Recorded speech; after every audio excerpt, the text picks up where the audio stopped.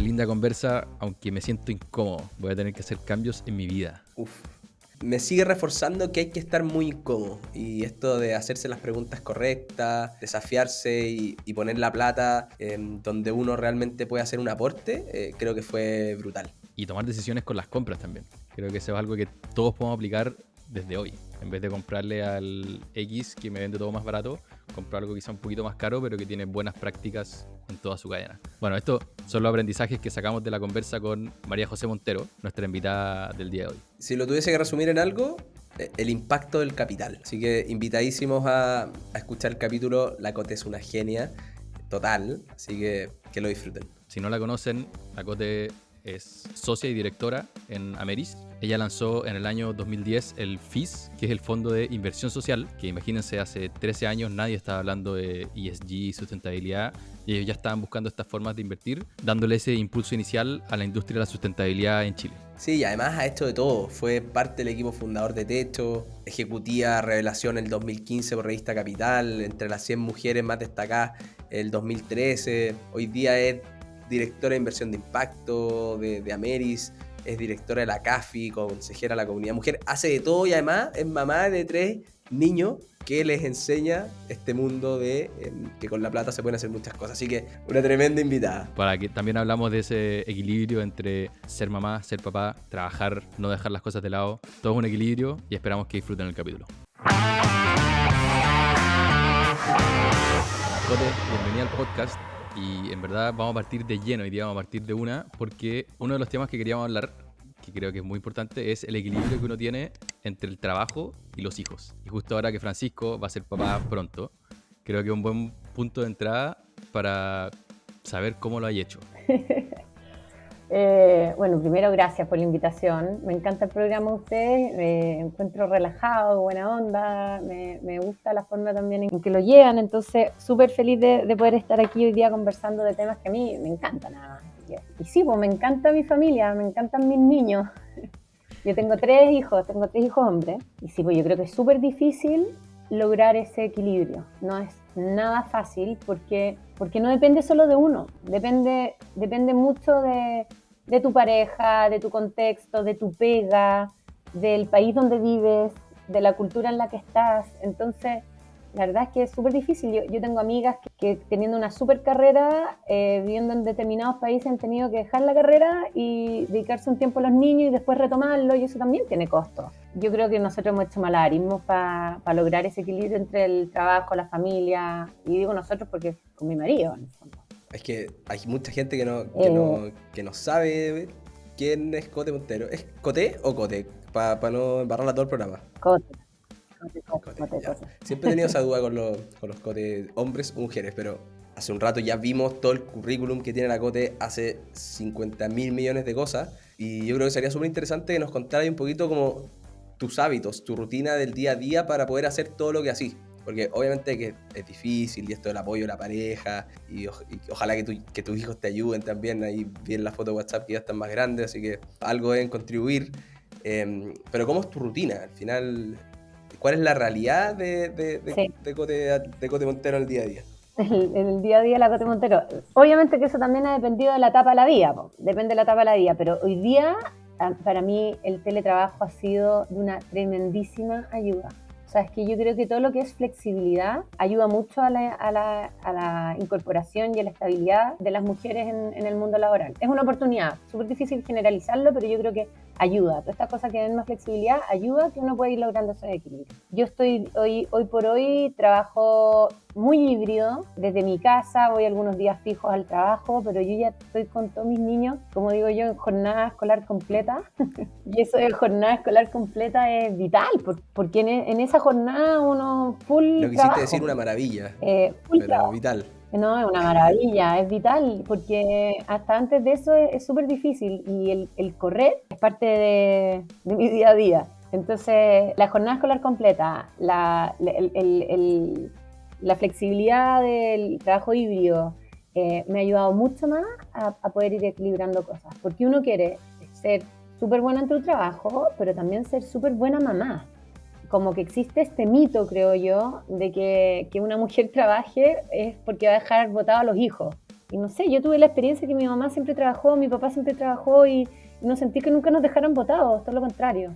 Y yo creo que además yo soy una mejor mamá porque trabajo, porque probablemente sería insoportable de mamá 24/7, los tendría locos. Entonces, no, mi día a día es con la jornada, los niños del colegio, yo soy full trabajo y como harto tiempo de calidad también, de cuando estar con ellos, en las distintas etapas de la vida en que están, pero estar con ellos. Y después en la tarde-noche también su trabajo. Oye, y cuando eran más chicos los niños y no tenías el salvataje de la jornada escolar completa, ¿cómo lo hacían? Que mencionabas que se coordinaban con tu marido. ¿Cómo malabareaban? ¿Cómo malabareábamos? De partida, yo siento que él no me ayuda. Siento que los dos estamos a cargo. Y eso es algo que es fundamental, porque nada peor que el marido que te ayuda. Ya no existe. Eso no puede existir. No, existe mucho, pero no puede existir, porque hay un tema de carga mental. O sea, coordinar las colaciones o el que se tienen que disfrazar para las hermanas del colegio o el comprarle los regalos. Hay que coordinarse y tener todo ese peso de la gestión, de que la tarea que tiene prueba sola es mucho más difícil. Llevar a los niños al doctor, en fin, son muchas cosas. Entonces, tener toda esa carga de coordinación solo también es pesado. No es solo el hacerlo, sino que también el coordinarlo, claro, en el fondo. Oye, pero... entonces... Una duda. Tú habláis de esto, sí, del formato híbrido, de aprovechar hoy día lo que dejó la pandemia en el buen sentido de home office. Puede trabajar básicamente donde uno quiera o lo pille. Uh-huh. ¿Cómo crees que te hubiese funcionado a los 25, saliendo a la U hace poco y con poca experiencia laboral? Porque yo creo que, claro, es súper aprovechable, pero creo que hay muchos dobles clics en la etapa laboral en la que estáis. Que estáis hoy día tú, ya eres una mujer hecha y derecha, ya sabéis lo que querías hacer, dónde tenéis que aportar y lo tenéis súper claro. Por lo tanto, tu tiempo, el que te vaya a trabajar, probablemente es súper productivo y súper enfocado. Pero esa es una ventaja de cuando ya hay mucho tiempo trabajando, creo. Sí, yo soy bien de la escuela. Nuevamente, nada es muy generalizable, pero desde mi experiencia, desde mi carrera, desde mi profesión en el fondo, yo soy muy de la escuela de que un profesional es un profesional. Entonces, tú podís tener a alguien abajo o arriba que es muy dependiente de que le pongan horario, de que hace esto, haz lo otro, felicitar, no felicitar, o empujar para que los otros hagan y crean. O sea, yo creo mucho en que un profesional ya no es un niño. Un profesional tiene la capacidad de crear su propia carrera y de ir preguntando donde tiene que preguntar y de no estar calentando asientos. O sea, a mí me parece que esto de tener una jornada fija y tú terminaste de hacer lo que tenías que hacer y tienes que seguir cumpliendo un horario en una oficina, a mí me parece algo muy parecido a una cárcel. O sea, yo creo que llega un minuto que cuando tú eres profesional tienes que tener la madurez de cumplir tus objetivos y de ir más allá también. Si no te cortas las alas, la única posibilidad de crear, de avanzar, es sentirte un adulto. Y un adulto se hace cargo de su tiempo, de sus objetivos, de sus logros. Obviamente atento y escuchando lo que otros te tienen que enseñar, el feedback que te tienen que dar, el trabajar en equipo, en colaboración, pero eso no te lo da, eso te lo da tu motor interno. Entonces, la verdad es que yo soy bien de la escuela de dar harta independencia. A mí me la dieron y da lo mismo el contexto en que uno esté. Yo no tenía pandemia, yo no tenía espacios híbridos de trabajo, pero fui logrando esos espacios y esas dinámicas con las distintas personas que he ido trabajando. Y la verdad es que yo siento que la flexibilidad en mi trabajo ha sido gran parte de lo que he podido lograr. Ha sido una de las razones importantes de lo que he podido lograr. Yo creo que estamos muy de acuerdo con Francisco con todo eso. Cuando yo estaba trabajando de EA también, yo trabajaba como analista y con Francisco empezamos a hablar cosas de marketing. Ahí Fernando Gómez, nuestro jefe, tuvo esa flexibilidad como jefe de decirnos, dale, denle. Hoy día termino haciendo un podcast que se mantiene hasta después de haber trabajado en DBA. Pero algo que a mí siempre me ha llamado la atención es cómo mantener ese equilibrio, porque cuando uno tiene libertad y quiere hacer más de lo que te piden, está el riesgo de que trabajes demasiado también. y que no tengas ese equilibrio entre el trabajo y la vida fuera del trabajo, que creo que es más grave incluso ahora con esta flexibilidad de que uno puede trabajar de la casa. O sea, yo puedo estar trabajando todo el fin de semana, puedo estar trabajando hasta las 10 de la noche, porque quiero destacar en mi pega. ¿Cómo has visto tú ese equilibrio entre también poder disfrutar afuera de la oficina, aunque no sea una oficina física? Es que yo creo que ahí, Pablo, se empiezan a mezclar cosas como más profundas. Yo creo que el ser humano está llamado a hacerse preguntas y a ir en lo profundo. Y nuevamente, cuando uno es profesional, uno no es un niño. Entonces, uno tiene que entrar en esas preguntas y decir, bueno, ¿cuánto quiero trabajar? ¿Cuánto quiero dedicarme a mí? ¿Cuánto quiero dedicarle a la familia? Hay periodos en que esos equilibrios, naturalmente, por la etapa de desarrollo en que estáis, se desajustan. Y está bien que así sea. Pero las preguntas te las tenés que hacer tú y responderlas tú. Entonces, claro, si tú quieres ser un trabajólico y trabajar 24/7 y destacarte 100% en eso y los otros ámbitos dejarlos de lado, va a ser una decisión personal tuya. Y yo creo que esas son las preguntas que nos tenemos que ir haciendo todos todo el tiempo en las distintas etapas de desarrollo en que estamos. Y efectivamente hay periodos en que uno corre más. Yo siento que ahora en mis 45, con la etapa en que los niños ya están todos con jornada escolar completa, y que por temas laborales también estoy en temas como menos ejecutivos, estoy con un ritmo un poquito menos loco, menos acelerado, y que también está súper bueno para la etapa en que también estoy ahora, de poder mirar las cosas con un poquito más de perspectiva, porque uno no puede mirar las cosas con perspectiva si tu día a día es una locura de ritmo. Entonces, bueno, yo creo que hay que ir encontrando esos espacios. Y a mí me pasa que recién salido de la universidad, me parece que está súper bien hacer el servicio militar, trabajar mucho, tal vez tenéis menos tiempo para la familia, sí, porque ese va a ser el minuto en que tenéis menos familia a tu cargo. Entonces, bueno, según en la etapa de la vida. ¿Para qué decirte que en la etapa que nacen tus hijos y se te olvida quién eres tú? O sea, el yo desaparece. Y después uno lo va retomando en el tiempo. O sea, como que creo que son equilibrios que se van dando. Y no hay recetas únicas. Por eso es súper difícil ya cómo es tu día a día y cómo lograr ese equilibrio. Son tantos factores en juego, pero yo creo que el tema es hacerse la pregunta y encontrar la respuesta única, porque todos somos únicos. Qué profundo lo que decís, Cote, pero que es cierto. De alguna manera este podcast, cuando lo partimos, tratábamos de hacer una receta para ayudarle a la gente a manejar su plata. Y decíamos, oye, ahorra tanto, porcentaje de tu sueldo, gasta tanto. Y después, el mismo aprendizaje que hemos ido teniendo, y también hay un poquito eco al nombre de animales financieros, la vida va cambiando, te vas enfrentando todos los días a distintas cosas, no siempre lo tenéis que hacer igual, pero eso no quita que, como decís tú, te tengáis que hacer las preguntas correctas y tratar de enfrentar la situación de manera responsable y lo mejor posible en ese momento, que puede ser distinto a cómo lo resolveríais quizás en 10 años más. Y ahí me quiero ir un poquito para atrás, porque tú eres un ícono, creo, en Chile de la inversión sustentable, de la inversión de impacto. No me pongas esas caras porque es verdad. Cuando yo entré a DBA era como, oh, la Cote Montero, te pasó, es muy seca y todo, ya, pero obviamente a uno no le gusta que de repente le tiren todas esas flores, pero yo al menos lo veo así. Y creo que este viaje, no sé si comienza ahí, pero tú te fuiste a estudiar a Londres un Master of Science en políticas públicas y planificaciones de países en vías de desarrollo. Por ahí lo leí en inglés, lo traduje al español así porque hay traducciones a veces que no son tan literales. Tu viaje a este mundo de inversión de impacto, que también nos gustaría mucho que tú lo definas y que nos contís cómo lo veis tú.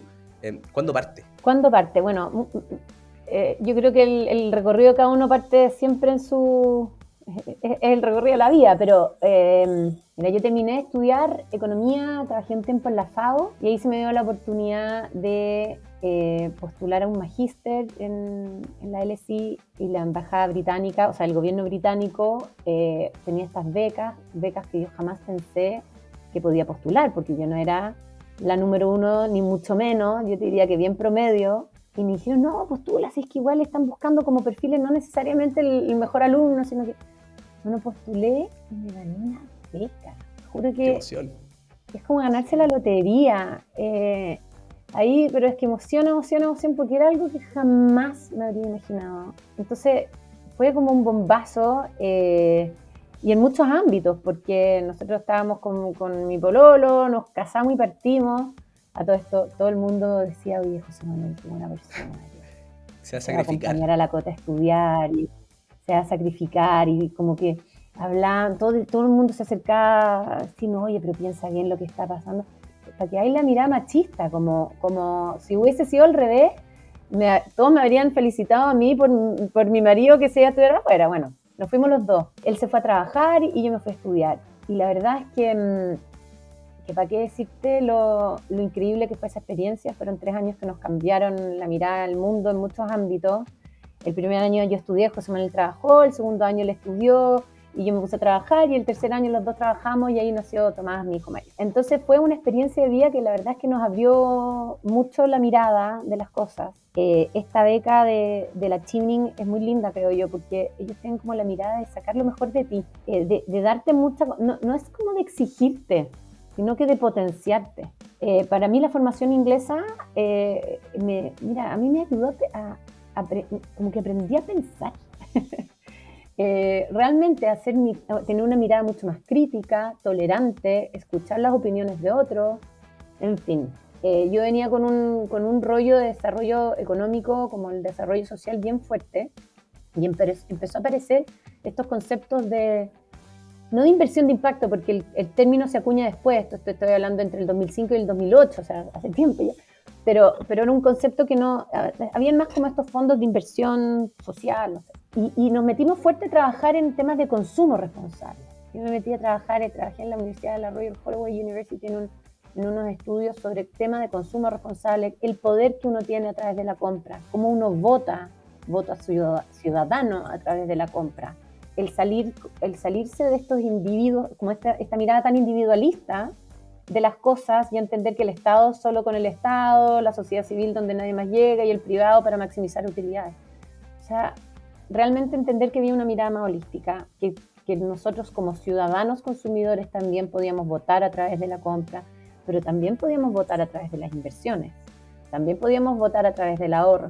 Entonces, para hacerle un poco más corta la historia, llegamos a Chile de vuelta, y un amigo que había trabajado con temas de fondos de inversión social, él había trabajado en el Citibank, con Antonio Figueroa, y oye, ¿por qué no armamos un fondo de inversión de impacto también en Chile? Y ahí Ameris, en su minuto claro y asociado, apadrinaron la idea, y ahí partimos. Increíble. Que nada sabe, nada teme, me Eso no pidieron a mí existía que en yo Chile, me ¿no? metiera sola, o sea, no, pero la primera vez que de hecho, son de los primeros fondos de inversión de impacto que surgen en América Latina. Y comienza toda una red en torno a esta idea de decir, bueno, yo puedo invertir buscando no solo rentabilidad financiera, sino que impacto social o ambiental.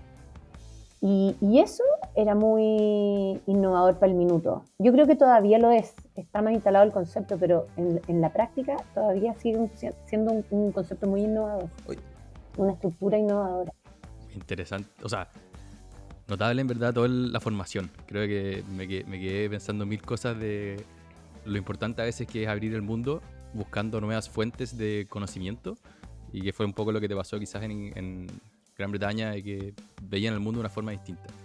Pero sigamos con la historia del FIS. Creo que explicar un poco a nuestros auditores qué es el FIS, Fondo de Impacto Social, que ya estamos siguiendo la historia de Cote Montero, volviste a Chile, lanzaron el FIS buscando rentabilidad no solo de inversiones, sino que también social. Eso en desmedro de la rentabilidad. O sea, si yo quiero invertir en ese tipo de cosas, ¿voy a ganar menos plata? ¿O cómo funciona en verdad el instrumento? Es Fondo de Inversión Social, el nombre que le pusimos nosotros, porque en esa época estaba la idea de invertir buscando rentabilidad financiera y impacto social o ambiental. Pero era una idea, entonces no había como un concepto detrás. Y como en estas cosas siempre no es un fenómeno aislado, sino que es en el conjunto y en la colaboración y en el trabajo con otros que surgen estos como cambios importantes, se fue acuñando en el tiempo este concepto de inversión de impacto. Entonces, como el 2011 ya el Global Impact Investing Network instala este concepto de inversión de impacto con una definición más específica. Entonces eso te da como un marco para decir qué es y qué no es la inversión de impacto. Y la inversión de impacto tiene 4 aspectos importantes. Uno, tiene que buscar un retorno. Esto no es filantropía. Tú le estás pidiendo al proyecto que retorne, ¿no es cierto? Que hay un retorno de capital, con rentabilidades que pueden ser de mercado o concesionadas, pero con al menos un retorno de capital. Tiene que haber impacto social o ambiental. Tiene que tener el producto o servicio de la empresa en la que tú inviertes tiene que resolver un desafío social o ambiental. No pueden ser prácticas, o sea, no puede ser que tengan, no tengo idea, que tengan un buen reciclaje en la oficina o que haya paridad en el gobierno corporativo o que haya hartas mujeres trabajando, no es práctica dentro de la institución. El producto o servicio resuelve un desafío social o ambiental. Tiene que haber una intencionalidad, o sea, esto no es por casualidad. Hay muchos proyectos que por casualidad resuelven un desafío social o ambiental. Y está súper bien que así sea y se pueden convertir, pero en el fondo aquí tiene que ser intencionado. Si cambia el dueño, no puede cambiar la intención de esto, ¿no? Y cuarto, tiene que haber una medición y un reporte. O sea, tiene que haber una accountability respecto a lo que tú estás haciendo. Esos son 4 aspectos que hacen que una inversión sea de impacto. Me preguntaste si había un trade-off entre retorno y impacto. Esa es la típica pregunta. Mira, es la típica pregunta que hacen siempre. Como entrevistador. No, porque es la típica pregunta que uno tiene. Es que es súper buena la pregunta, porque es la pregunta que surge con esto. Y surge ¿por qué? Porque vivimos en un mundo muy dicotómico. El mundo financiero se mide como con riesgo-retorno. A determinado nivel de riesgo, determinado nivel de retorno.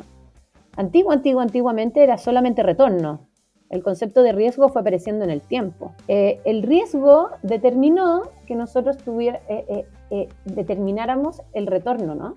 A mayor riesgo, pero este nuevo ámbito del impacto nos desafía y porque nos lleva a una tridimensionalidad del análisis, que es riesgo, retorno, impacto. Entonces, la verdad es que la respuesta no es única, no es bidimensional, es tridimensional. Se puede dar perfectamente que desde tu tesis de inversión tú decías a altísimo riesgo, baja rentabilidad y altísimo impacto, yo decidí invertir. Porque ese es el mundo que nos está empujando a esta discusión. Es el mundo que nos está empujando. Nosotros creo que vamos para allá. Hoy día estar ahí es súper difícil, es súper complejo. Porque en el fondo todos los comités de inversiones, todas las empresas, todos nos movemos en una lógica de riesgo-retorno. Entonces, medirle el impacto no es solo cambiarlo en nuestras mentes y en la idea que hay detrás, sino también operacionalizarlo.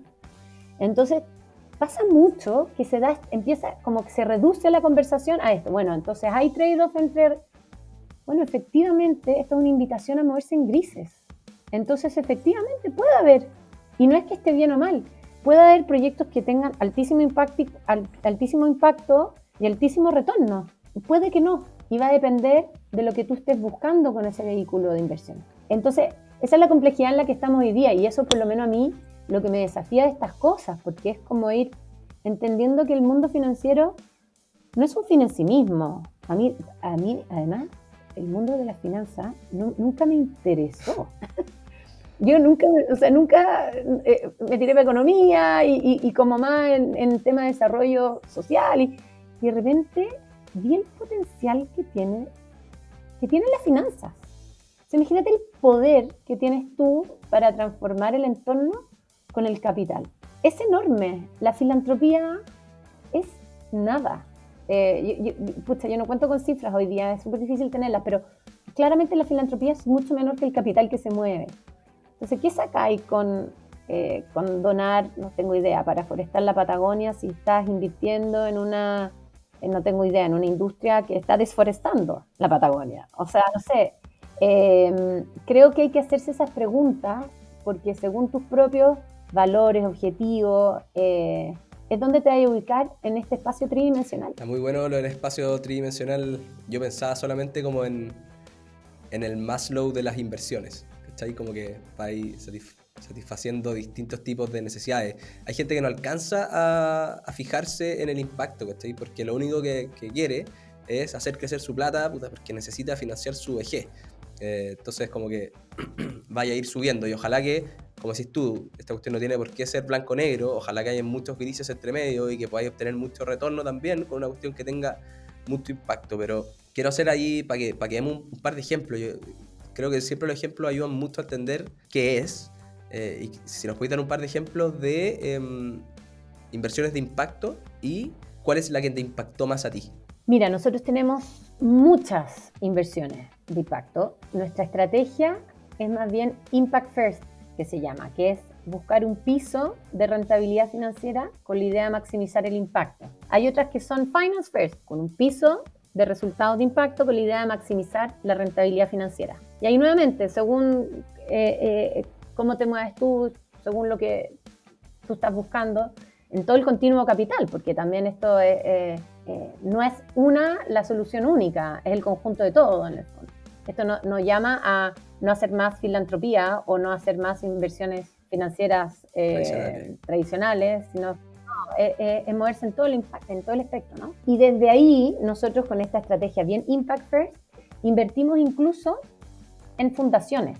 Uno diría, ¿pero cómo uno invierte en fundaciones? Bueno, son básicamente préstamos. Entonces, nosotros buscamos proyectos que estén impactando y según ese impacto vemos cómo entramos. Ahí hemos entrado con equity, con deudas con opción de compra. Las estructuras de inversión han sido diversas. Pero se me viene a la cabeza uno, porque nosotros partimos fuerte con la idea de que muchos problemas de las fundaciones es que dependen de donaciones y no tienen autonomía financiera. Pero una fundación podría tener perfectamente autonomía financiera, dependiendo del tipo de ingresos que tenga, o por último puede tener un área dentro de su institución que es más autosustentable y que le permite financiar otras que son más deficitarias. Entonces, lo que nosotros apostábamos es que hay fundaciones en las cuales uno puede invertir y ayudarlos en ese proceso de lograr autonomía financiera. Por ejemplo, tenemos un caso que se llama Quimahue, que queda en Cañete. Cañete es una zona con muchos conflictos mapuches, con muchos temas de pobreza, y conocimos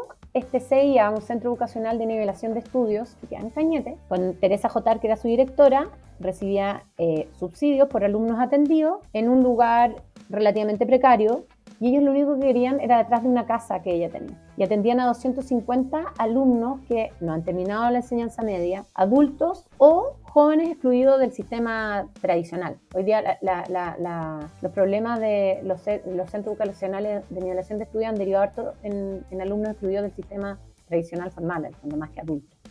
Bueno, y lo que hicimos ahí fue prestarles plata para construir un establecimiento. La banca tradicional no les presta a los colegios porque es muy riesgoso por el tema de las garantías. Las garantías son muy riesgosas. Entonces aquí es un claro ejemplo de que teníamos mucho riesgo, malas garantías, altísimo impacto y una rentabilidad más bien moderada. Y entramos, porque esa es nuestra tesis de inversión, ¿sí? Entonces, ¿qué hicimos? Fue que les prestamos la plata en un periodo largo con la lógica del capital paciente, porque uno pacientemente espera no solo el retorno, sino que también el impacto, y nos ajustamos a los tiempos de ella, a la estacionalidad. Entonces, ellos sabían mucho de educación, pero no de construcción. Entonces, los ayudamos mucho en la etapa de construcción de la obra.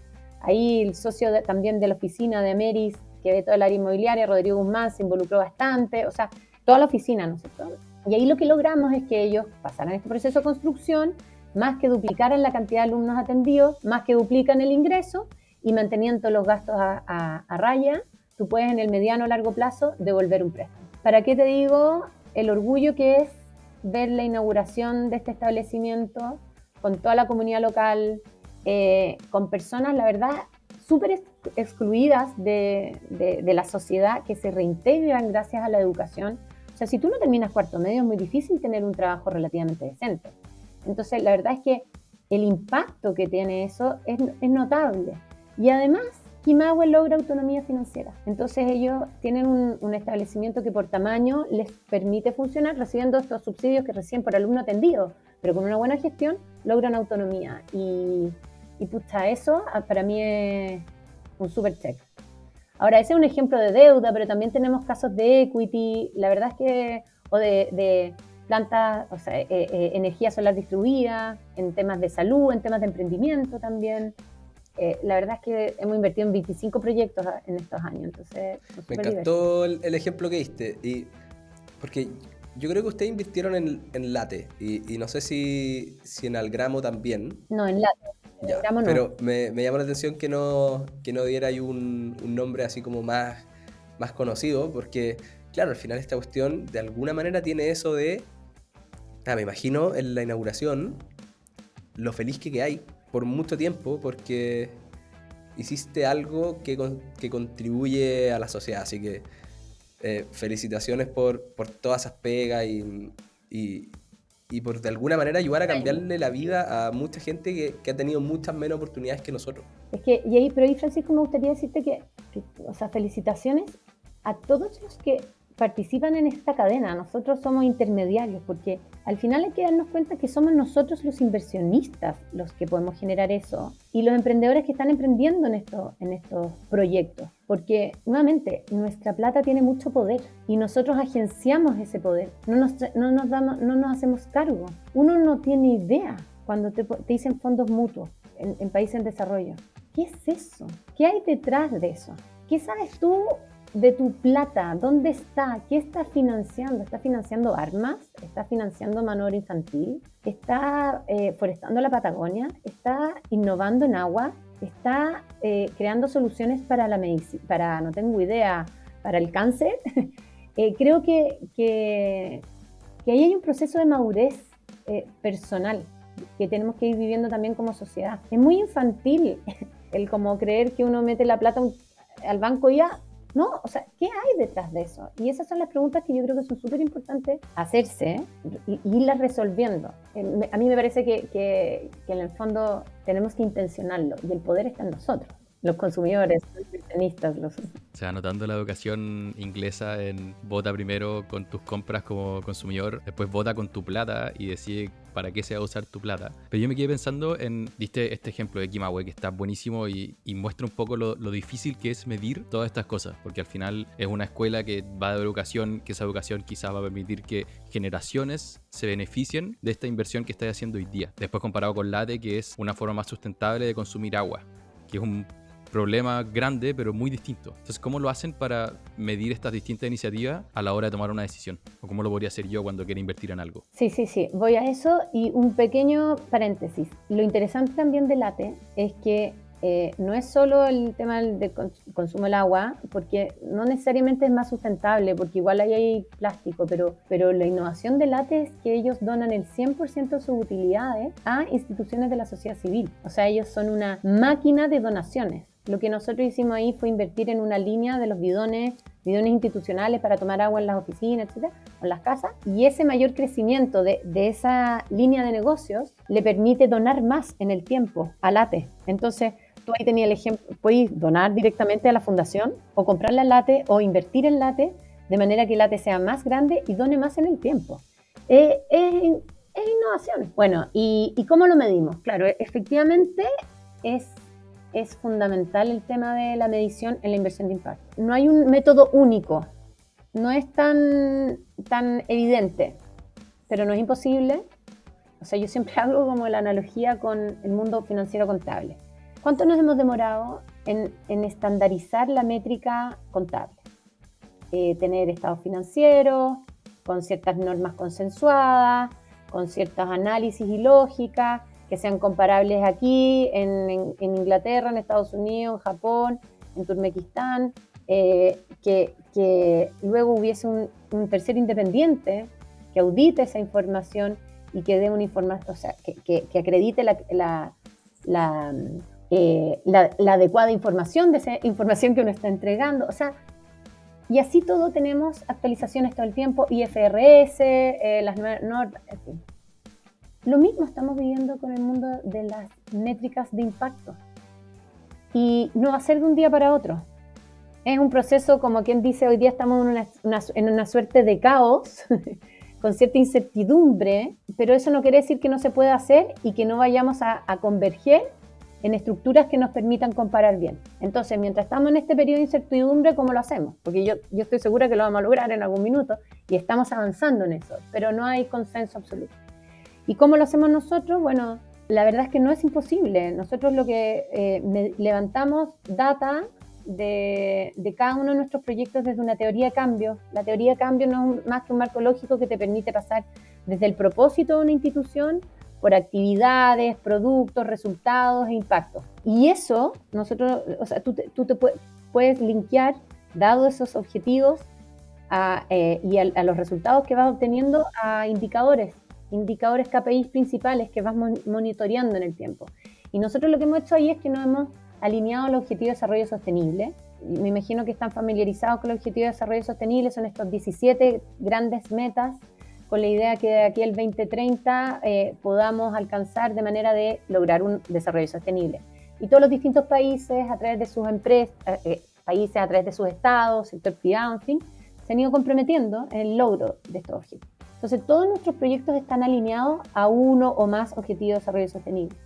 Y así es como nosotros nos medimos cada uno de nuestros proyectos, los vamos monitoreando en el tiempo y vemos los resultados a nivel agregado. Y así, hoy día nosotros a nivel acumulado hemos podido redireccionar $19 millones del sector privado a la solución de algún desafío de desarrollo sostenible. Hoy día estamos en 14 de los 17 Objetivos de Desarrollo Sostenible. Y dependiendo de los proyectos, qué tanto más concentrados estamos en un objetivo u otro. Pero tenemos toda esa métrica en nuestros reportes de impacto. Para los que les interese esta tema, yo les recomiendo ver nuestro reporte de impacto porque además ahí explicamos cómo lo hacemos. Y yo creo que es una buena forma de ir viendo cómo están los proyectos y de manera de levantar esa información para incorporarla en la gestión también. Porque no sacáis nada con decir, bueno, esto es, bueno, sí, pero ¿cómo mejoro? Entonces, en base a esa información vamos estableciendo estrategias de corto, mediano y largo plazo. Hay algunas que son más fáciles de cambiar, hay unas que son trabajo más de largo plazo en términos del impacto, pero uno puede lograr un sistema y de hecho tenemos también un tercero independiente con esta lógica del Estado financiero auditado que evalúa el desempeño de nuestros proyectos, de nuestros fondos. Y hoy por hoy es Sistema B, que evalúa todos nuestros proyectos y nuestros fondos. Y la verdad es que hemos tenido muy buenos puntajes, siempre por sobre el necesario para ser certificado como empresa B o empresa social ambiental, y muy por sobre el benchmark de empresas promedio en Chile, en América Latina, empresas B en América Latina, empresas B en Chile. Así que, Oye, Cote, todo es hackeable en este mundo. Uno siempre puede agarrar las cosas y modificarlo un poquito. A nosotros ahí analizando empresas del mundo público, de repente te sorprende ver algunas con tremendas calificaciones ESG, por ejemplo, que decís, oye, pero estos gallos, verdad, no me cuadra, ¿cachai? Y es porque probablemente agarraron lo que había que cumplir, pusieron a un montón de gente porque tienen mucha plata, cumplir todos los checks, y aunque no lo hacen tan bien, pareciera que lo hacen bien. Entonces, la pregunta es, ¿cómo descubrir a estos malulos? Con algo fácil, ¿cachai? Que no sea un tremendo due diligence que en realidad uno después no lo termina haciendo porque son muchas horas. ¿Qué dirías tú que es algo simple en lo que uno se podría fijar para tratar de encontrar a alguien que quiere vender humo en vez de hacerlo bien? Pucha, me estáis preguntando, o sea, me estáis pidiendo la solución como para ganarme el Oscar, ¿no? O el Nobel. Primero, sí, quizás no se puede, claro. yo creo. Oscar, yo creo más sería como teatral. Mira, yo creo que es bueno explicar la diferencia entre inversiones ESG y inversión de impacto, porque yo creo que está poco como incorporado. Hoy día surge... Yo lo aprendí gracias a usted en el FIS. ¿Sí? Sí. Mira, es que hoy día surge este dilema de ir incorporando variables sociales y ambientales a las tomas de decisiones de inversión, ¿no es cierto? Entonces, las inversiones que hoy día hablan de inversiones ESG van incorporando estas variables, pero tienen que ver más bien con prácticas ESG, ambientales, sociales y gobierno corporativo. Tener determinada paridad en los directorios, no tener mano de obra infantil, hacer un buen uso del papel reciclado, uso suficiente del agua, beneficios para los trabajadores, cumplir con la regulación. son prácticas en estos ámbitos, que antiguamente probablemente la empresa no seguía tanto y ahora empieza a evaluar y a seguir por un tema de prevención, por un tema de riesgo, de levantar los riesgos asociados a esas temáticas. Hoy día es un riesgo no hacer un buen uso del agua, por ejemplo, o es un riesgo incluso si tú estás trabajando en un tema, en una forestal, no hacer una evaluación de agua es un riesgo para tu negocio. O sea, empiezan a ver, ya, desde el punto de vista de la evaluación de riesgo. La inversión de impacto va un paso más allá. No tiene que ver con las prácticas sociales, ambientales o de gobierno corporativo en una empresa, en una institución. Tiene que ver con el producto o servicio. Entonces, efectivamente, se puede dar que una empresa tenga un producto o servicio que no resuelve un desafío social ambiental. Las bebidas, por ejemplo, no van a solucionar el tema de la obesidad en el mundo. Nunca, jamás. Pero pueden tener muy buenas prácticas ESG.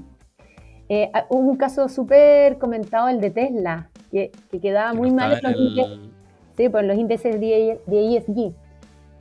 Y efectivamente se puede dar que no tengan buenas prácticas ESG, pero que su producto o servicio sea un batatazo en dar soluciones a los desafíos. Para transformar una industria que se va a ir a la electricidad al final y que emitía un montón. Claro, y son temáticas distintas. Yo creo que ahí es importante hacer esa distinción porque son cosas distintas a las que les puedes demandar.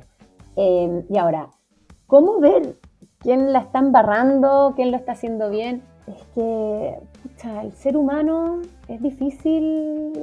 Nuevamente, yo apelo a los profesionales, o sea, que seamos personas adultas. No tengo una varita mágica para decir esto está bien, está mal. Pero sí, este tema ESG tiene el riesgo cero del tema del Greenwood. Ese es el mayor desafío que enfrenta esto. Entonces, sí, el otro día conversábamos con gente del mundo de sostenibilidad, ESG, impacto. Hoy día se juega todo en el cómo. Entonces, si aquí se instalan mal estos conceptos, no desde la idea, sino desde cómo lo estamos haciendo, esto no va a resultar. ¿Tenemos la oportunidad de que resulte? Si lo hacemos mal, no va a resultar. Y eso no pasa solo por las administradoras de fondos, sino que también por las empresas, por los consumidores, los inversionistas, los ciudadanos. O sea, si nos tomamos esto a la liviana, no va a resultar. Si tratamos de hacer creer que esto es ESG cuando no lo es, el único perjudicado va a ser esa institución. O sea, en el minuto que tú dices que haces algo que no haces, te van a pillar en algún minuto. Y va a salir a la luz. Y eso tiene una repercusión enorme en tu marca, en tu estrategia, en la credibilidad que generas. Entonces, si no somos capaces de ver eso, yo creo que ahí hay un tema de oportunismo, desde luego, pero también de tontera, po. O sea, claro, oportunismo ¿para qué? Para ganarte un par de lucas más. ¿Qué es eso? No sé, yo creo que ahí yo no soy la inspectora de nadie, pero sí creo que todos nosotros tenemos que caer en la cuenta de lo importante que es hacer lo que decimos que hacemos. Porque si no, esto no resulta. Volvemos un poco a lo que mencionáis de los valores y votar con la plata, con todo esto. Oye, pero con lo que hay hablado de la inversión de impacto, a mí se me abrió este tercer ente que dices cuando uno quiere invertir riesgo, retorno, impacto. Me encantaría que mi plata tuviera más impacto. ¿Cómo puedo hacerlo yo siendo un mortal que no tengo millones de dólares para invertir? ¿Se puede? ¿Existen instrumentos? Porque existen instrumentos para ESG, que son las buenas prácticas. Y ahora para solucionar estos 17 problemas del mundo de la ONU. ¿Se puede? Claro que sí. Y no es tan complejo, Pablo. Es desde que tú compras. Por eso yo hablo de todas las... Porque en el fondo, yo me acuerdo cuando volvimos de Inglaterra, no había nada de comercio justo acá en Chile. Entonces, yo iba al supermercado y cuando te dicen, oye, aquí anote si le falta algo, alguna sugerencia, yo, no puede ser que no hayan productos de comercio justo. No sé. Al final, las empresas responden a una demanda. Y claro, una persona aislada no hace el cambio, pero muchos juntos sí. Y eso es el proceso que hemos venido viviendo, yo creo, en los últimos años como humanidad, en el país, de poder ir demandando más información de estos temas. Hoy día yo creo que no hay nada más concreto que decirle a tu ejecutiva del banco, a tu ejecutivo de inversiones, ¿qué impacto está teniendo mi inversión? Te aseguro que la respuesta probablemente va a ser nula, pero en algún minuto esto va a ir escalando y la respuesta va a llegar. No sé cuándo, pero va a llegar. Y nosotros, nuestro compromiso desde la inversión de impacto es dar esa respuesta desde el día 1. Nosotros estamos apuntando a resolver los desafíos sociales y ambientales alineados a los objetivos de desarrollo sostenible. Este es el informe anual que tú tienes. No sé, dar cuenta de eso. Ahora, ¿es perfecto? No. ¿Estamos exentos de dificultades? No. ¿Podemos flaquear en algo? Desde luego. Porque aquí yo no puedo dar por seguro lo que hacen todas mis empresas, pero hacemos un due diligence, no solo financiero, tributario, sino que también social y ambiental.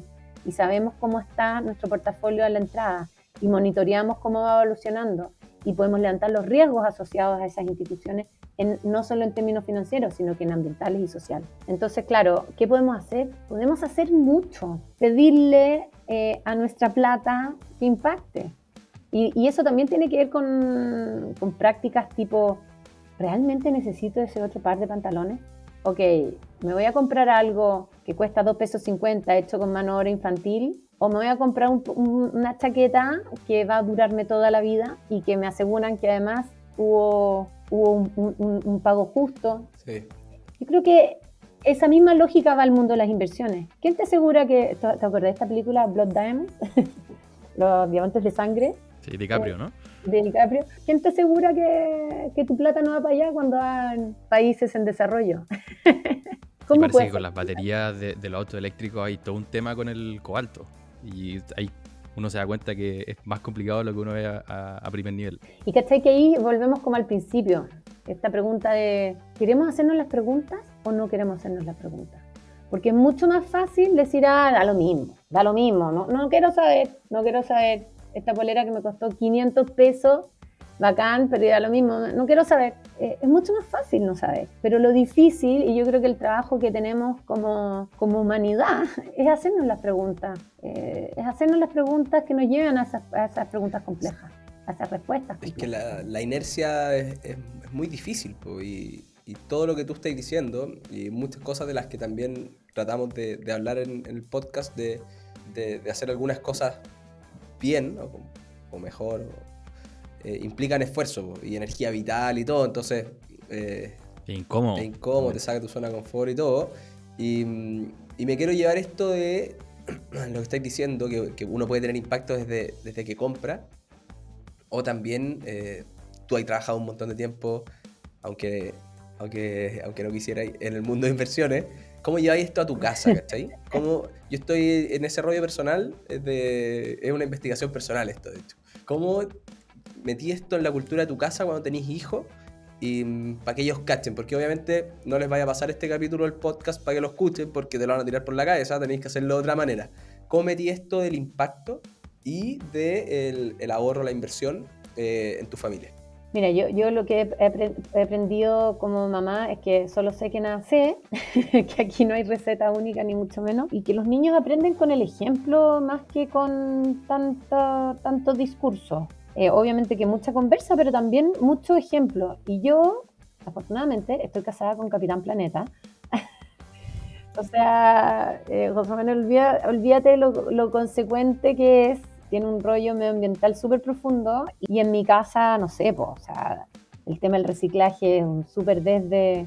O sea, él vendía composteras antes de conocerlo, ¿cachai? Como que tenemos compostera, obviamente todo lo orgánico lo separamos, el tema de los residuos, súper. Entonces, lo mismo que te decía yo del tema de las preguntas, ¿es necesario comprarme más ropa? Es algo que son preguntas que empiezan a aparecer. El comerte toda la comida, porque también botar comida, el tema de botar comida es feroz.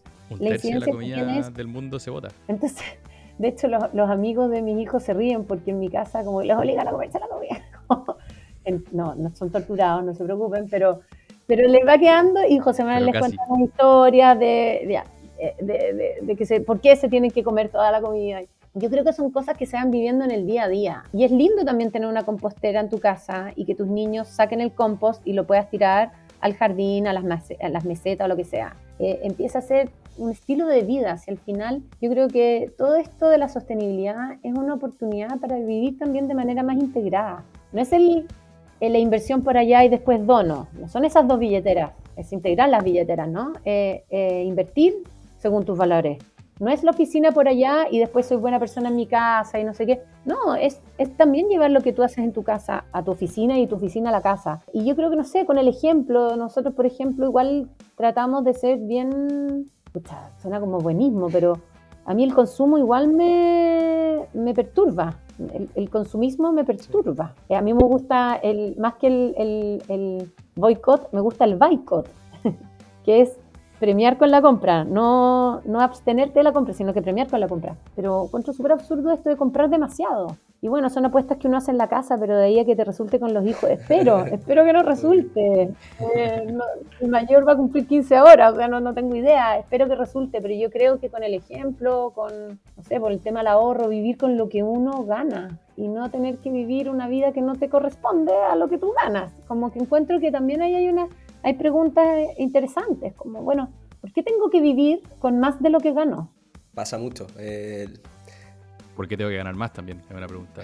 También. Pero, o sea, obviamente que a tu hijo les va a funcionar. Si viven con Capitán Planeta y contigo, obviamente, y creo que viste en el clavo al final, predicar con el ejemplo No sé. y que se hace parte de tu vida, ¿cachai? Y tú aprendes a vivir tu vida de esa manera.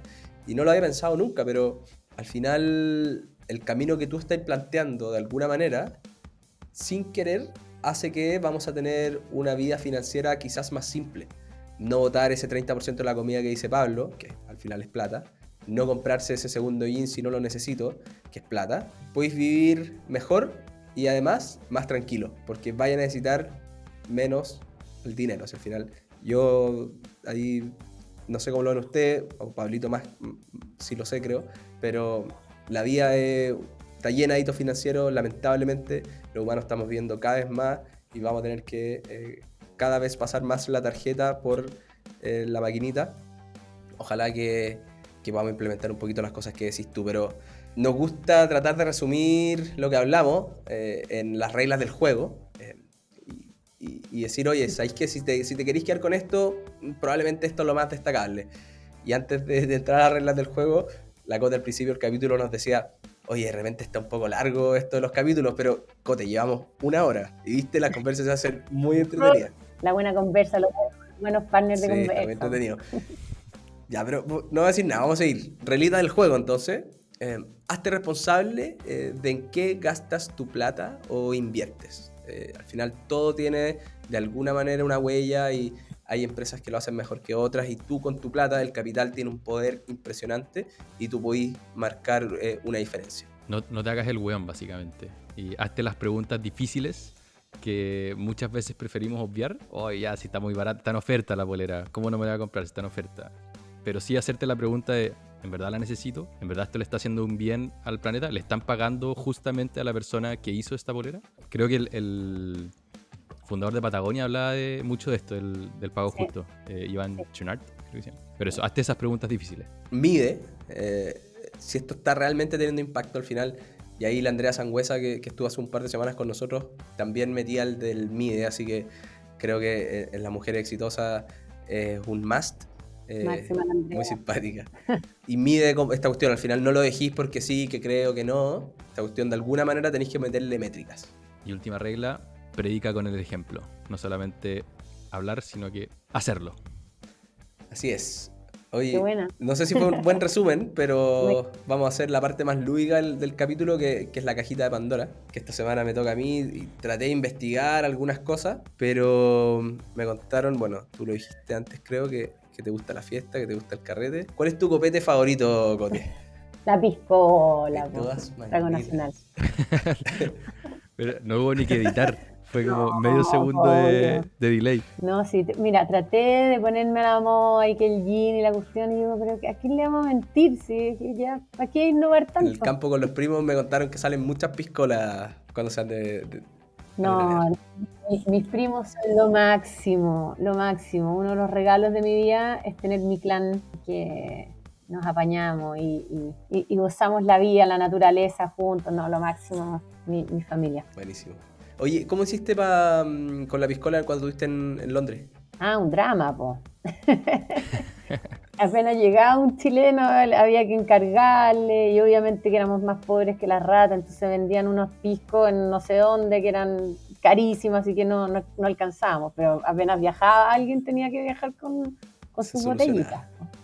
No, y el problema era cuando llegaba la botellita pisco y estaba ahí con todos los amigos extranjeros que se tomaban esta cuestión y decían, no, y te dejaban ahí el pisco sour, la Obligado a tomárselos piscola, todos. ya al final cachai que era para los chilenos nomás la piscola, el resto que tomaran lo Sí. que quisieran. Ahora que no sé si a ti te ha pasado, Pablito, porque no sé si te juntáis con tantos chilenos, pero ahora que estábamos con la Luli, nosotros también nos fuimos por amor acompañando a nuestras señoras, Cote, que ellas estudiaran.